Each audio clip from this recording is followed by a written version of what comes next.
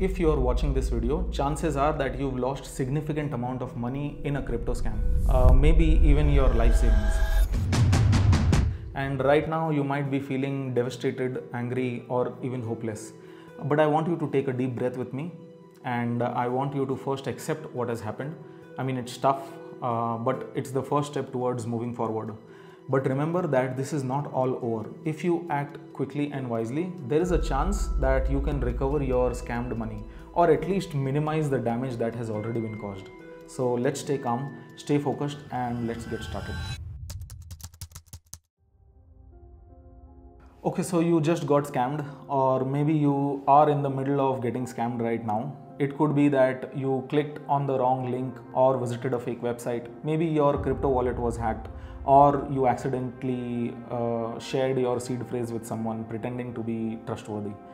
Whatever the case may be, your objective right now is clear. Recover your money and reduce the damage as much as possible, right? So firstly, if you suspect your wallet has been hacked, transfer any remaining funds to a new wallet software or hardware wallet to secure them immediately. But if you think someone is actively scamming you by asking you for money or manipulating you, let's talk about how to handle this situation next. But first, let's start addressing what you're probably feeling right now. What happens when you first suspect a scam? Often somebody reaches out to you with an opportunity that seems very good.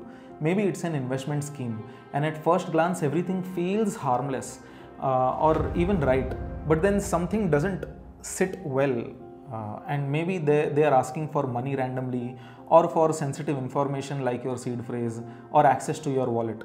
That's probably when your first instinct clicked in. Could this be a scam, and why are they asking for this? I mean, a sense of uneasiness. You can't quite put your finger to it, but something feels off. And denial and hope is a major problem. Maybe I'm overthinking. You think and you want to believe that this person is genuine because alternative feelings are too painful to accept, but you are wrong. It's natural to feel sad and foolish after falling for a scam. It happens to thousands of people every day, but you should not feel scared, threatened, or panicked, or like it's the end of the world. Remember that the worst is probably over. You can trust me on this, because things will probably get better from here. Why? Because you are now aware of this situation. But just like a magic is not magic after you know the trick, similarly a scam is not a scam anymore when you are aware of it. When you engage with scammers, their behavior often follows a pattern. They are rude and arrogant. They are manipulative. They try to play with your emotions, whether it's fear, guilt, urgency, to make you act quickly without thinking. They are also aggressive and demeaning sometimes. If you hesitate or push back, they might insult you or pressure you further. Their goal is simple: to make you feel small and powerless so that you can comply with their demands. Now that you know that you are being scammed, here's an actionable step-by-step plan to help you recover or minimize the damage. The first thing that you need to do is start collecting all the evidences. Create a Google document or any other file where you can systematically record everything that's happened so far. Write down all the events and details from the very beginning.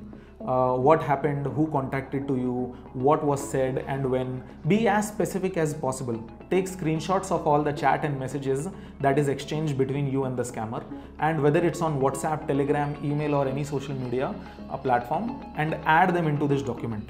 If you've sent money via bank transfer, include the screenshots of those transactions and make sure to note down the transaction IDs, your account number, their account number, and any other banking details. Add any wallet addresses also involved in the scam if it is a crypto related scam. Include details like transaction hashes and timestamps from the blockchain explorer.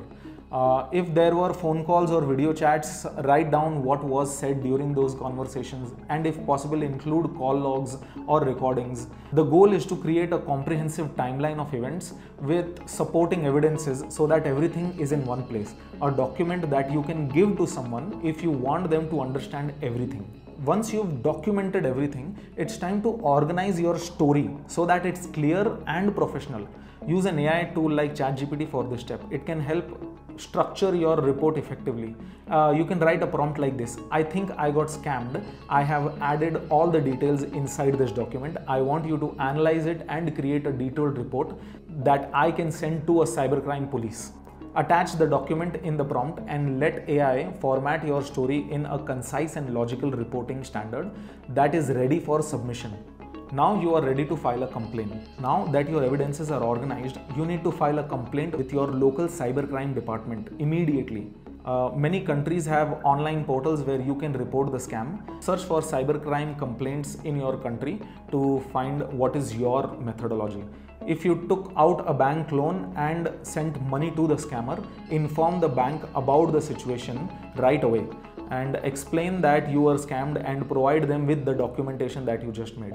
In some cases, bank may have legal provisions for fraud victims, especially if the loan was taken under deception. Check with your bank and consult a legal advisor now for more guidance. Don't confront the scammer. If you are still in touch with the scammer, avoid direct confrontation because it could make things worse or even put you at risk. In fact, try asking them politely that if they can send the money to you to showcase that that he's legitimate, and try to get some money back at least. You can keep playing the scam and ask them that if they are legitimate, send you the money back. Avoid threatening them or showing anger because scammers often exploit emotional reactions to manipulate victims more from here. And more importantly, the last step is that you have to plan your finances now. Now, this is the hardest part, accepting what's happened and planning how to recover your finances. No matter how much money you've lost, remember it was just money, not your life or health, right? So here's how you can create a recovery plan. You can start by assessing your current financial situation, how much money you have left versus expenses. Write these down clearly so you know where you stand right now.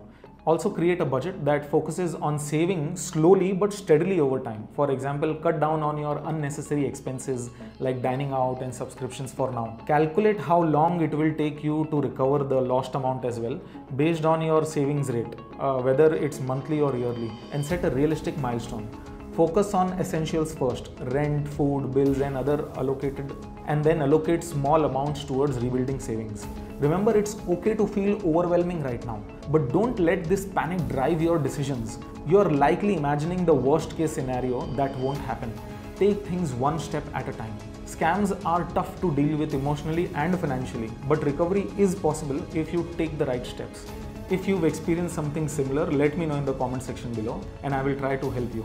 One more thing, but assume that everyone in the comment section below is a scammer. There is a saying in North India which is "Doodh ka jala chhas bhi fuk fuk ke peeta hai." Thanks a lot for watching. Don't forget to like this video and subscribe for more tips, and stay safe.